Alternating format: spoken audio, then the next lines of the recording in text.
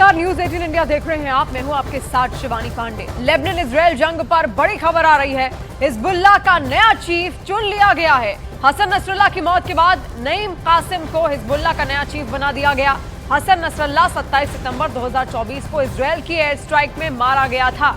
अब हिजबुल्लाह को चीफ नईम कासिम को बना दिया गया है। तो ये नया चीफ है नईम कासिम। एक नया नाम निकलकर सामने आया है जिसका ऐलान हिजबुल्लाह की ओर से किया गया है। इससे पहले हसन नसरुल्लाह को खत्म किया गया था इजराइल की तरफ से, जो लगातार उसकी तलाश में भी था। और जब उसका खात्मा हुआ, एक बहुत बड़ा झटका उस वक्त हिजबुल्लाह को लगता है, क्योंकि हिजबुल्लाह के तमाम कामकाज को उसकी ओर से ही देखा जाता था। और तब से ये नया नाम अब तक तय नहीं हो पाया था, लेकिन अब नया चीफ बन चुका है नईम कासिम। और नईम कासिम बनते ही, ये चीफ बनते ही जरूर इजराइल के टारगेट पर भी आ गया होगा।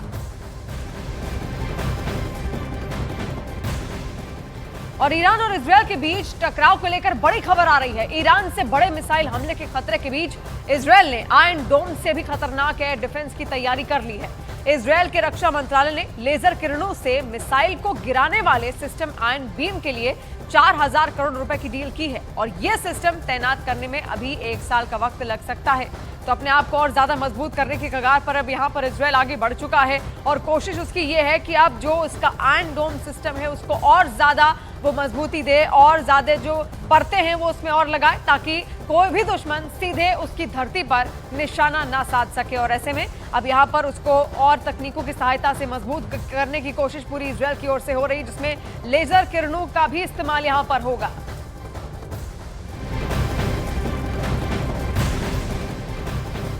और दक्षिण लेबनान के एतारोन इलाके में इजराइल की सेना ने हवाई हमला कर दिया है।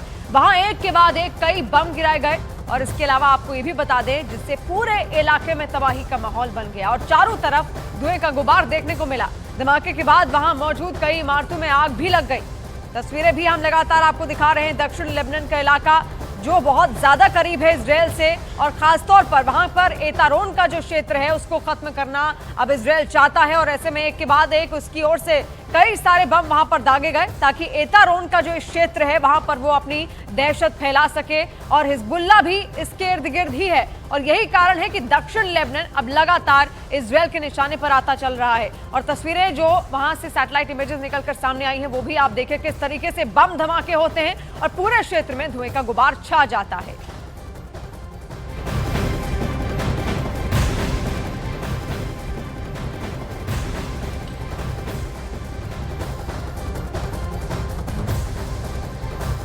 और दक्षिणी लेबनान के सासाकिया क्षेत्र में आज इजराइल ने एयर स्ट्राइक की है। हमले के बाद वहां धुआं दिखाई दिया। आपको दिखाते हैं वॉर जोन से न्यूज 18 इंडिया की एक्सक्लूसिव रिपोर्ट। मैं इस वक्त पहुंचा हूं साउथ लेबनान के सासाकिया एरिया में, जहां थोड़ी देर पहले एयर स्ट्राइक हुई है इजरायली फोर्सेस की। और इस वक्त वहां पे आग लगी है। मैं दिखाने की कोशिश करूंगा। ये एरिया जो है इस वक्त जल रहा है, क्योंकि एयर स्ट्राइक एयर फोर्सेस की तरफ से यहाँ पे हुई है। इजरायली फोर्सेस की तरफ से जो एयर स्ट्राइक हुई है उसकी वजह से आग लगी है। मैं दिखाने की कोशिश करूंगा। ये आप न्यूज़ 18 इंडिया पे एक्सक्लूसिव विजुअल्स देख सकते हैं, जहाँ पे एयर स्ट्राइक हुई है। इजरायली एयर फोर्सेस ने यहाँ पे बमबारी की है। रॉकेट्स दागे जाते हैं, मिसाइल्स दागे जाते हैं, और उसके बाद यहाँ पे धुएं के गुबार दिखाई दे रहे हैं। और आप देख सकते हैं यहाँ पे हालत क्या हुई है इस एरिया में। ये इलाका जो जल रहा है, और आप देख सकते हैं सिर्फ न्यूज़ 18 इंडिया पे एक्सक्लूसिव विजुअल्स, क्योंकि न्यूज़ 18 इंडिया पहुंचता है रियल ग्राउंड ज़ीरो पर और दुनिया को दिखाता है यहाँ की तस्वीर कि लेबनान में किस तरीके से जंग जारी है। और ये मैं पूरा इलाका दिखाने की कोशिश करूँगा। ये पूरा पहाड़ी इलाका है और इस पहाड़ी इलाके में छोटे छोटे घर भी हैं। और ये मैं दिखाने की कोशिश करूँगा जहाँ पे इजरायली फोर्सेस की एक स्ट्राइक में, ये आप देख सकते हैं, ये वो घर है जो इस वक्त जल रहा है। यहाँ पे आग लगी है। इसी स्पॉट पे इजरायली फोर्सेस ने एयर स्ट्राइक की है। और एयर स्ट्राइक में जो मिसाइल्स और रॉकेट्स दागे जाते हैं उसकी वजह से एक तो घर पूरी तरह से बर्बाद हो जाते हैं, और उसके बाद आग लग जाती है। और वहाँ पर फिर सब कुछ राख के ढेर में और मलबे के ढेर में तब्दील हो जाता है। और आप देख सकते हैं किस तरीके से धुएं के गुबार निकल रहे हैं और धुआं हर तरफ से दिखाई दे रहा है इस स्पॉट पे जहाँ पे रॉकेट गिरा है, बम गिरा है और उसके इर्द गिर्द जो भी मकान होते हैं वो पूरी तरह से तबाह हो जाते हैं। न्यूज़ 18 इंडिया पे आप एक्सक्लूसिव देख सकते हैं इस वक्त लेबनान में क्या हो रहा है, किस तरीके से इजरायली फोर्सेस की तरफ से लगातार अटैक किए जा रहे हैं। तो आप यहाँ पे देख सकते हैं किस तरीके से धुएं के गुबार निकल रहे हैं। यही वो स्पॉट है जहाँ पर थोड़ी देर पहले इजरायली फोर्सेस ने एक एयर स्ट्राइक की है और एयर स्ट्राइक में ये पूरा इलाका जो है दहल गया है और अब धुएं के गुबार बाहर आ रहे हैं। और इसी तरीके से जगह जगह पे इजरायली एयर फोर्सेस की तरफ से स्ट्राइक्स की जा रही हैं। हर रोज़ 100, 200, 150, 300 स्ट्राइक्स साउथ लेबनान के साथ साथ लेबनान के बाकी एरियाज़ में भी हो रही हैं और यहाँ पे हो रही है बर्बादी। हज़ारों बिल्डिंग्स अभी तक तबाह हुई हैं, हज़ारों दुकानें और हज़ारों की तादाद में गाड़ियाँ जगह जगह पे बर्बाद हुई हैं। तो ये हाल यहाँ पे हर जगह पे है, ख़ास तौर से साउथ लेबनान के अलग अलग इलाकों में यही सूरत हाल देखने को मिल रही है कि यहाँ पे लगातार जो है ये तबाही देखने को मिल रही है।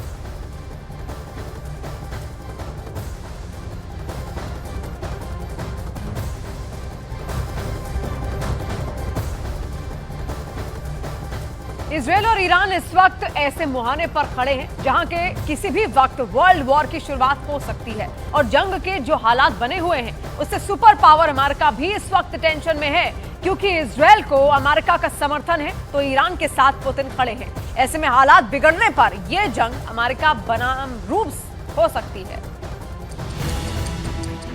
इजरायल का कैपिटल तेल अवीव, इजरायल का दूसरा सबसे बड़ा शहर और पोर्ट सिटी हाइफा, इजरायल का तीसरा सबसे बड़ा शहर अश्केलॉन, इजरायल का सबसे बड़ा बंदरगाह अशदोद, इजरायल का सबसे खतरनाक मिलिट्री बेस नेवातिम, नेगेव के रेगिस्तान में सबसे बड़ा शहर बीरशेबा।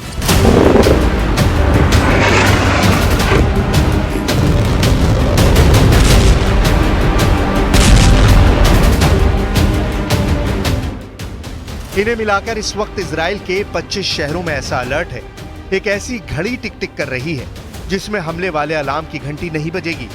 इस घड़ी का कंट्रोल ईरान के पास है। 1000 मिसाइलों वाला ये वो टाइम बम है जिसके टारगेट पर पूरा इजरायल है। 1 अक्टूबर जैसा हमला दोबारा किसी भी वक्त हो सकता है। ये बात नेतन्याहू और उनके वॉर कैबिनेट को मालूम है, क्योंकि ईरान में 3 लेवल पर फैसला हो चुका है। पहला लेवल यानी सबसे बड़ा इशारा ईरान के सुप्रीम लीडर अली खामनेई से मिला। उन्होंने कह दिया कि 26 अक्टूबर को हुए हमले का जवाब देना जरूरी है। दूसरा लेवल यानी सरकार के स्तर पर ईरान के राष्ट्रपति मसूद पेजिशकियान ने कह दिया है कि ईरान अब इजरायल से बदला जरूर लेगा। और तीसरा लेवल यानी ईरान की सेना, रेवोल्यूशनरी गार्ड्स के बड़े कमांडर हुसैन सलामी ने कह दिया है कि इजरायल को सजा जरूर मिलेगी। 1 अक्टूबर को ईरान ने जिस तरह से इजरायल पर बैलिस्टिक मिसाइलों की बरसात की थी, ये तीनों ऑर्डर उसी हमले की कामयाबी और फिर इजरायल के जवाबी हमले के असर को लेकर किए गए हैं। ये खबर देखिए, इसकी हेडलाइन देखिए। ईरान में मिलिट्री के सूत्रों ने बताया है कि इजरायल पर हमले के लिए 1000 मिसाइल तैयार कर ली गई हैं। 1 अक्टूबर को ईरान ने 200 बैलिस्टिक मिसाइल फायर किए थे। इस बार अगर ईरान 1000 मिसाइल फायर करेगा तो सोचिए क्या होगा। ये बात इजरायल से ज्यादा अमेरिका को परेशान कर रही है, क्योंकि युद्ध बढ़ा तो खाड़ी में अमेरिका के अड्डे ईरान का सॉफ्ट टारगेट बन सकते हैं। बहुत साफ है कि ईरान में हर लेवल पर यह बात पक्की हो चुकी है कि अब इजरायल पर काउंटर अटैक उसकी जिम्मेदारी बन चुकी है। लेकिन क्या ये इतना आसान होगा? आखिर ईरान और इजरायल के बीच में सबसे बड़ा युद्ध होने जा रहा है। क्या ईरान पर इजरायल का हमला आज ही होने वाला है? क्या ईरान का बदला लेने वाला हथियार एक्टिव हो चुका है? इस वक्त इजरायल और अमेरिका दोनों ईरान में होने वाली हर हरकत पर नजर रख रहे हैं। उनकी टेंशन बढ़ गई है। अब अमेरिका भी परेशान है कि ईरान ने इजरायल पर तीसरी बार हमला किया तो उसके पास भी युद्ध में शामिल होने के अलावा कोई रास्ता नहीं बचेगा।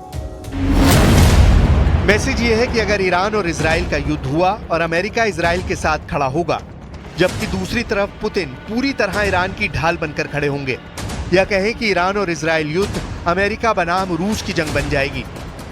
नेतन्याहू और उनका वॉर कैबिनेट ये बात जानता है और इस बात पर चर्चा भी कर चुका है कि ईरान बहुत ज्यादा गुस्से में है। खामेनेई अब इजराइल के एक एक हमले का बदला लेना चाहते हैं, क्योंकि 26 अक्टूबर को हुए इजराइल के हमले में ईरान के आक्रामक छवि वाला रौब तार-तार हो चुका है। यही वजह है कि अब ईरान तीसरी बार इजराइल पर बहुत बड़े हमले के लिए बेकरार है। مطلب دوم مربوط به این حرکت شرورانه‌ای است که دو شب پیش اینجا انجام دادن. خب یه غلطی کرد. خودشون هم البته بزرگنمایی میکنن. بزرگنمایی اونا غلطه. اما توجه داشته باشید کوچک انگاری اون هم غلطه. اینی که ما بگیم نه چیزی نبود اهمیتی نداشت فلان. तेहरान के आसमान में इजराइल की मिसाइलों को काउंटर करते हुए एयर डिफेंस सिस्टम की मारक क्षमता पूरी दुनिया ने देखी। ईरान का दावा है कि बहुत से हमले रोक लिए गए, नुकसान बहुत मामूली हुआ, लेकिन इजराइल के हमले ने दुनिया को डरा दिया है, इसमें कोई शक नहीं। 1 अक्टूबर 2024 को ईरान ने इजराइल पर 200 मिसाइल फायर की। 26 अक्टूबर 2024 को इजराइल ने ईरान पर जवाबी अटैक किया। अब सवाल है कि ईरान काउंटर अटैक अक्टूबर में ही करेगा या नवंबर तक इंतजार करेगा। متجاوزی حاضر نیستن کوتاه بیان و کوتاه هم نخواهند اومد. قطعاً کسانی که آزادند در مقابل این تجاوزات و این جنایت‌های این رژیم سفاک کوتاه نخواهند اومد. ما از حق و حقوق کشورمون ईरान की लीडरशिप के तेवर बता रहे हैं कि ईरान नवंबर तक इंतजार नहीं करेगा, लेकिन दूसरी तरफ ये भी साफ है कि इजराइल बहुत ज्यादा अलर्ट है और वो ईरान को अब मौका नहीं देगा। इस बार नेतन्याहू किसी भी हद तक जा सकते हैं, ये बात वो बार बार कह रहे हैं। מי שפוגע בנו, אנחנו פוגעים בו. זהו העיקרון שהנחה אותנו עד היום, וזה העיקרון שינחה אותנו גם בהמשך הדרך. התקיפה באיראן הייתה מדויקת ועוצמתית, והשיגה את כל מטרותיה. नेतन्याहू की धमकी में खतरा साफ नजर आ रहा है। नेतन्याहू को अपने वायुसेना पर भरोसा है। वो जानते हैं कि इसराइल के फाइटर जेट और उनके स्पेशल मिसाइल ईरान को हर तरफ से कवर करते हैं, लेकिन सवाल है कि क्या ईरान खामोश बैठेगा?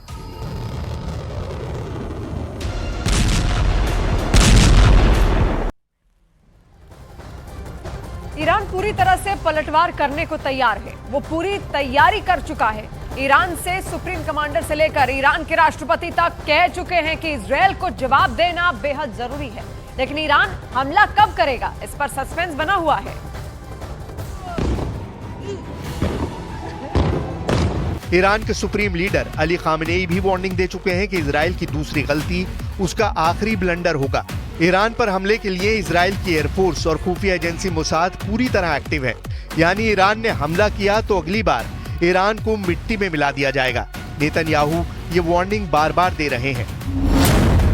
पहला सवाल है कि ईरान तीसरा हमला कब करेगा, ये हमला दिन में होगा या फिर रात में किया जाएगा। दूसरा सवाल है कि ईरान इजराइल पर कहां हमला करेगा। तीसरा सवाल है कि ईरान के टारगेट पर कौन कौन है। इसमें कोई शक नहीं कि इजराइल की सेना इस वक्त कई फ्रंट पर लड़ रही है। उसकी एयरफोर्स पर भी दबाव बहुत ज्यादा है, लेकिन 26 अक्टूबर के अटैक के बाद इजराइल ने अपने टारगेट्स पर और ईरान के एयर डिफेंस पर और ज्यादा रिसर्च कर ली है। इजराइल के टारगेट पर ईरान के बहुत ही खास ठिकाने हैं। इसमें ईरान के परमाणु रिएक्टर सबसे पहले नंबर पर है, क्योंकि उसे खतरा है कि ईरान एटम बम बनाने वाला है। दूसरे नंबर पर है ईरान के तेल ठिकाने यानी रिफाइनरी, तेल डिपो, जो ईरान को बहुत बड़ा नुकसान पहुंचाने वाला हमला होगा। तीसरे नंबर पर है ईरान के सीक्रेट अड्डे यानी सैन्य अड्डे, रेवोल्यूशनरी गार्ड्स के बेस, उनके एयरबेस। इजराइल का चौथा नंबर का टारगेट है ईरान के मिसाइल बेस, जहां से ईरान अपनी मिसाइल फायर करता है। लेकिन ये टारगेट आसान नहीं, क्योंकि ईरान का मिसाइल लॉन्चिंग नेटवर्क सब कुछ अंडरग्राउंड है। पांचवें नंबर पर बहुत ही खास टारगेट यानी ईरान का नेतृत्व। इजराइल ने जिस तरह हिजबुल्लाह के चीफ हसन नसरल्लाह को मारा है, इजराइल कोशिश कर सकता है कि ऐसा ही हमला वो ईरान की लीडरशिप के खिलाफ करे। लेकिन इससे पहले इजराइल का फोकस अपने डिफेंस पर है। इजराइल को अमेरिका से थर्ड मिसाइल डिफेंस सिस्टम मिल चुका है और उसकी डिमांड है कि अमेरिका उसे थर्ड की एक और बैटरी जल्दी से जल्दी सप्लाई कर दे। यही वजह है कि इजराइल के कई शहरों में इस वक्त हमले वाली घड़ी की टिक टिक गूंज रही है। तेल अवीव से लेकर हाइफा और नेवतिम से लेकर एश्केलॉन और अशदोद तक। एक एक शहर और मिलिट्री अड्डे अलर्ट पर हैं। इजराइल के कम से कम 25 शहरों में डिफेंस का जर्रा जर्रा हरकत में आ चुका है, क्योंकि ईरान वो टाइम बम लेकर तैयार है जिसके टारगेट पर पूरा इजराइल है। क्या ईरान इस बार भी बैलिस्टिक मिसाइल से अटैक करेगा, या फिर वो ड्रोन या फिर कोई और नया हथियार या जरिया तलाशेगा, जिसके बारे में नेतन्याहू ने सोचा भी नहीं होगा। ईरान वार्निंग दे चुका है और अब खामेनेई के जनरल इस पर आखिरी फैसला करने के लिए तैयार है। इसलिए इस वक्त इजराइल के लिए ये डिकोड करना सबसे बड़ा चैलेंज बन चुका है कि ईरान तीसरे अटैक में क्या रणनीति अपनाएगा। دیشب حدود ساعت 2 بین 2 تا 2 نیم اینا یه صدای خیلی ریزی ما شنیدیم سمت شرق تهران. صدایی بودش ظاهرا اقوام که تماس گرفتن و گفتن که इसमें कोई शक नहीं कि ये युद्ध की ऐसी चिंगारी है जो पूरी दुनिया को जला सकती है। ईरान और इजराइल का युद्ध क्या असर दिखाएगा, ये बात पुतिन भी जानते हैं और बाइडेन भी। लेकिन युद्ध को काबू करने की बजाय इस वक्त ईरान और इजराइल में ऐसी मीटिंग हो रही है जो सिर्फ और सिर्फ युद्ध को और तेज करेंगी।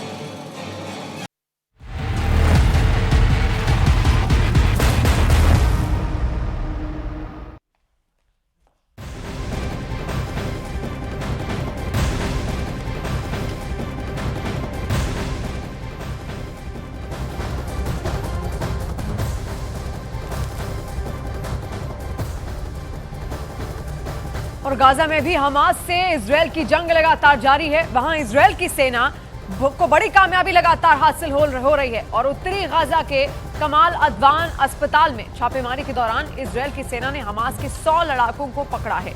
खबर है कि उन लड़ाकों के पास से भारी तादाद में हथियार भी बरामद किए गए हैं। तो यहां से ये लड़ाके उनको हाथ लगे, जिसके बाद अभी खबर आ रही है कि कई सारे हथियार भी उनके पास से बरामद हुए हैं, जो लगातार अब छिपे छिपे इजरायली सेना की ओर से भाग रहे हैं। और आप देखिए किस तरीके से अंदर इजरायली सेना पहले दाखिल होती है, क्योंकि लगातार वो हिजबुल्लाह के लड़ाकों को खोज रही है। हमास हिजबुल्लाह जो लगातार उसके टारगेट में है और कोशिश उनकी यही है कि ज्यादा से ज्यादा लड़ाके उनके काबू में रहें।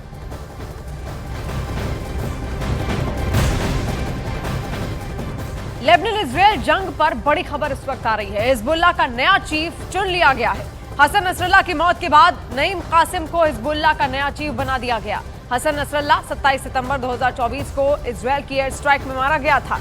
अब हिजबुल्लाह को चीफ नया मिल चुका है, जिसका नाम है नईम कासिम। तो नई कासिम को यहाँ पर नई जिम्मेदारी भी दी गई है और तस्वीर भी हम आपको दिखा रहे हैं। लेकिन इसी के साथ अब एक बड़े टारगेट पर इजराइल के नईम कासिम रहेगा।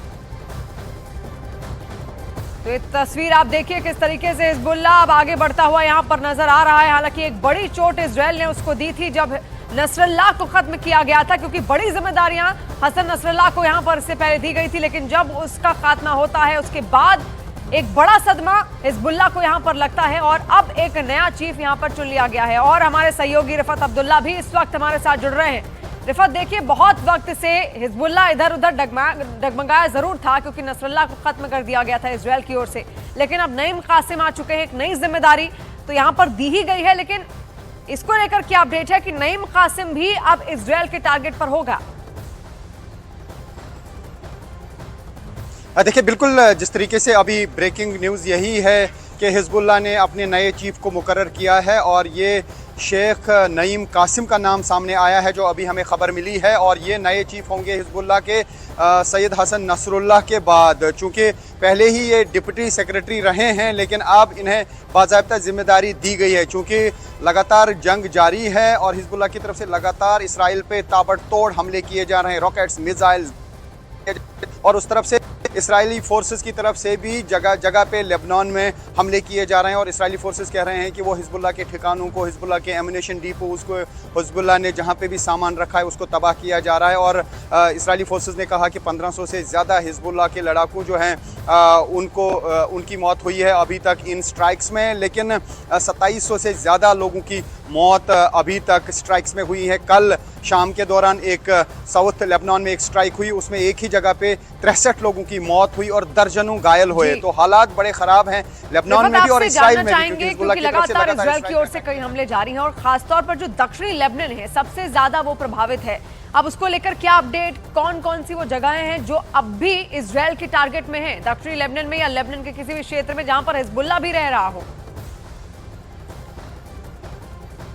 देखिए, जब से मैं इतने हफ्तों से यहाँ पे मैं हूँ और लगातार मैं साउथ लेबनान जा रहा हूँ, नबाती का एरिया बिल्कुल बर्बाद किया गया है। और नबाती वही जगह है जहाँ पे वहाँ के मेयर की भी मौत हुई एयर स्ट्राइक में। उसके अलावा जो टियर इलाका है, टियर इलाके में जगह जगह पे बर्बादी हुई है। और अगर बेरोत के आउटस्कर्ट्स में बात करें तो दही एक ऐसा इलाका है जो रोज़ दहलता है। 10 स्ट्राइक्स, 5 स्ट्राइक्स, 8 स्ट्राइक्स रोज़ होती हैं। और दहिया वही इलाका है जहाँ पे हसन नसरुल्लाह पे अटैक किया गया था। और उस अटैक में न सिर्फ हसन नसरुल्लाह की मौत हुई थी बल्कि जो बाकी कमांडर भी थे वो भी उस हमले में मारे गए थे। तो जगह जगह पे इस्राएली फोर्सेस की तरफ से इस वक्त हमले हो रहे हैं, लेकिन काफ़ी जगहों पे जो है इस्राएली फोर्सेस को ज़बरदस्त चैलेंज का सामना करना पड़ रहा है। खासतौर से जो ज़मीनी जंग है उसमें इस्राएली फोर्सेस को कोई कामयाबी नहीं मिल रही। हालांकि उन्होंने बहुत लेबनान है, वहां पर क्या लोग अब भी हैं या उनको वहां से इवैक्यूएट कर दूसरी जगहों पर ले जाया जा रहा है? जो सेफ सुरक्षित जगह है वहां पर उनको छोड़ दिया गया है? कोई रह रहा है? देखिए, यूएन की एक रिपोर्ट नहीं, बिल्कुल नहीं रह रहा है। काफ़ी सारे इलाके बिल्कुल खाली कर दिए गए हैं। लेकिन मैं आपको बता दूं, यूएन की आज की एक रिपोर्ट आई है कि तकरीबन 4.5 लाख लेबनानीज जो हैं वो सीरिया की तरफ चले गए हैं। 20-25 हज़ार जो हैं वो इराक चले गए हैं। 16 लाख से ज़्यादा लोग अभी तक अपने घर छोड़ के चले गए। खाली बेरोत के इर्द गिर्द लोग रहते हैं। साउथ में तो तकरीबन हर जगह पे लोग बिल्कुल निकल गए हैं। जी रिफत, जानकारी के लिए बहुत बहुत शुक्रिया। और इस वक्त वॉर जोन में खुद रिफत अब्दुल्ला हमें अपडेट दे रहे थे वहां पर क्या हालात इस वक्त बने हुए हैं।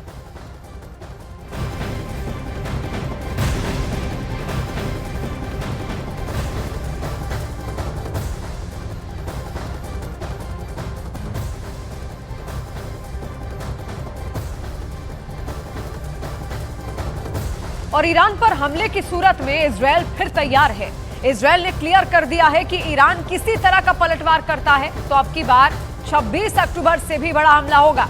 इसके पहले अमेरिका ईरान को चेता चुका है कि वो इजरायल पर हमला नहीं करे, नहीं तो अंजाम बुरा होगा।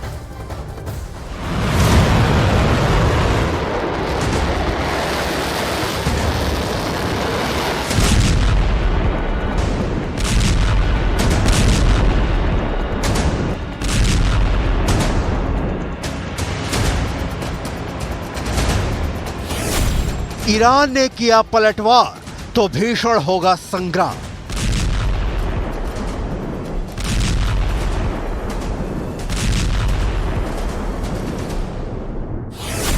इजराइल की तैयारी ईरान पर पड़ेगी भारी।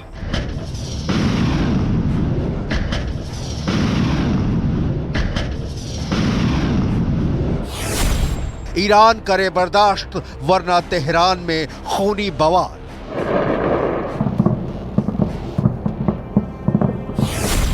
ईरान के बैलिस्टिक मिसाइलों को मिलेगा करारा जवाब। –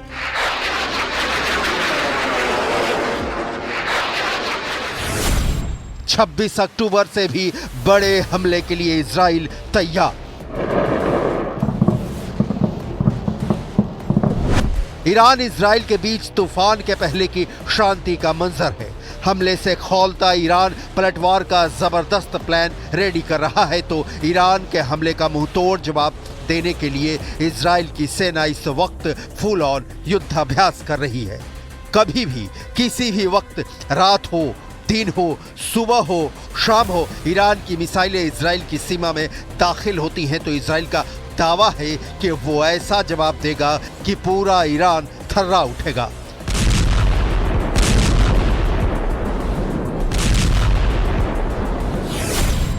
सवाल है इजराइल का पलटवार का क्या है प्लान? ईरान पर किन हथियारों से हमला करेगा इजराइल? 26 अक्टूबर के अटैक को इजराइल ने क्यों रखा सीमित? इजराइल की सीमा से करीब 2000 किलोमीटर दूर है ईरान, मतलब कोई सीमा विवाद नहीं है। ऐसा भी नहीं है कि किसी तरह के वर्चस्व की लड़ाई है, ना ही किसी आर्थिक हितों की बड़ी टकराहट है जो दोनों देश एक दूसरे के खून के प्यासे बने बैठे हैं। सवाल है तो फिर क्यों कभी ईरान इजराइल को दहला रहा है तो कभी इजराइल ईरान के खिलाफ मिसाइलें दाग रहा है? इस सवाल का जवाब दोनों देशों के रिश्तों के इतिहास के पन्नों में अंकित है, जिसकी डिटेल आपको आगे दिखाएंगे। अभी ईरान के हमले की सूरत में इजराइल के बदले का बेहद खतरनाक प्लान देखिए। नंबर 1, अमेरिकी सेना की इजराइल को सुरक्षित रखने की तैयारी। नंबर 2, इजराइल के सारे फाइटर जेट्स अलर्ट मोड पर हैं। नंबर 3, ईरान के पलटवार की आशंका के बीच अमेरिका वाला air defence system third Israel में तैनात कर दिया गया है। नंबर 4, इजराइल अपने सैनिक अड्डों को सुरक्षित रखने के लिए अमेरिका के साथ मिलकर चौकसी कर रहा है। इसराइल पिछले साल अक्टूबर 8 की तरह जंग के मूड में है। इस वक्त Israel Gaza, Lebanon, Yemen, Syria और इराक तक पर हमला कर रहा है। जाहिर है इसराइल ईरान पर हमले के बाद अपने सुरक्षा दीवार को और मजबूत कर रहा होगा, और अगर ईरान अब की बार इस पर हमला करता है तो इसका जवाब देने की तैयारी भी इसराइल के पास जरूर होगी। इजराइल किसी भी जंग को अपने अस्तित्व और आत्मरक्षा के अधिकार से जोड़कर देखता है। जब 26 अक्टूबर को इजराइल ने ईरान पर हमला किया तब भी दलील दी गई कि चूंकि ईरान ने उस पर 1 अक्टूबर को हमला किया था तो जवाब देना लाजमी था, और फिर से वही दलील दी जा रही है कि ईरान के पलटवार की सूरत में इजराइल का जवाब लाजमी होगा। मतलब इजराइल का युद्ध में कूदना उसकी मजबूरी है। ये ईरान ने भी साबित किया है। अपने प्रॉक्सी हमास और हिजबुल्लाह के कमांडो की मौत से बौखलाए ईरान ने ही एक कदम आगे रहने की चाहत में ईरान पर अप्रैल में हमला किया था, जिसका जवाब इजराइल ने दिया। उसके बाद हिजबुल्लाह चीफ नसरल्लाह के मारे जाने के 4 दिनों बाद ईरान ने इजराइल पर हमला कर दिया, जिसका जवाब 25 दिनों बाद इजराइल ने दिया। लिहाजा अब ईरान की बारी है। वैसे इजराइल ने जिस तरीके से ईरान को टारगेट किया उससे लगता नहीं कि वो युद्ध छेड़ना चाहता है। इजराइल के पास मौका था कि वो ईरान के परमाणु ठिकानों पर निशाना साधता, ईरान की तेल रिफाइनरियों को उड़ा देता, लेकिन इजराइल ने ये सब नहीं किया। आबादी वाले इलाकों को भी बचाकर हमला किया, लेकिन हमला तो हमला है। ईरान ने इसे अपनी संप्रभुता पर हमला माना है। लिहाजा माना जा रहा है कि ईरान पलटवार पक्का करेगा, और जब पलटवार तय है तो इजराइल का जवाब भी तय है।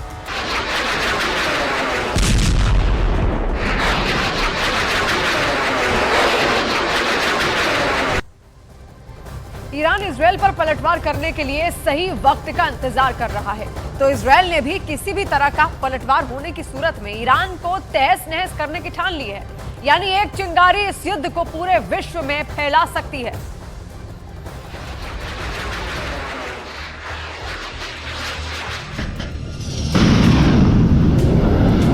इस बार इजराइल की मंशा देखकर नहीं लगता कि वो अमेरिका के भी सुनने वाला है। ईरान के हमले की सूरत में इजराइल अब की बार ईरान के परमाणु ठिकाने, ईरान के सैनिक अड्डे, ईरान के oil refinery, supreme leader Ali Khamenei का आवास, ईरान रिवोल्यूशनरी गार्ड्स का हेडक्वार्टर और पूरा तेहरान तबाह और बर्बाद करना इजराइल के हमले का हिस्सा हो सकता है।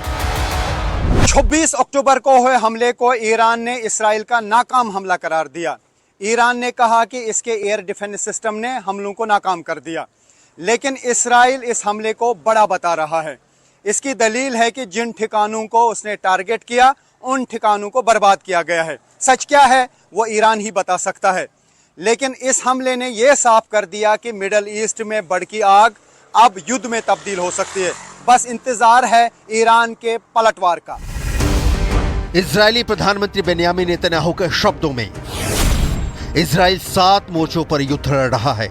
इनमें गाजा में हमास और इस्लामिक जिहाद, वेस्ट बैंक में फतह, लेबनान में हिजबुल्लाह, सीरिया में असद सरकार, यमन में हुथी विद्रोही, इराक में कताइब हिजबुल्लाह और इन सब का संरक्षक ईरान शामिल है। मतलब इरादा साफ है कि मिडिल ईस्ट एक और बड़े भयंकर युद्ध के दरवाजे तक पहुंच चुका है। अब सवाल है कि ईरान इजरायली युद्ध छिड़ता है तो बाजी किसके हाथ रह सकती है।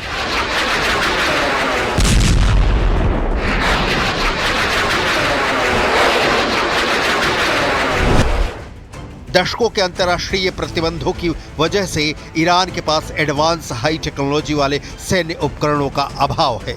ईरान अपनी रक्षा के लिए रूसी और घरेलू स्तर पर निर्मित सतह से हवा में मार करने वाली मिसाइल और एयर डिफेंस सिस्टम पर निर्भर है।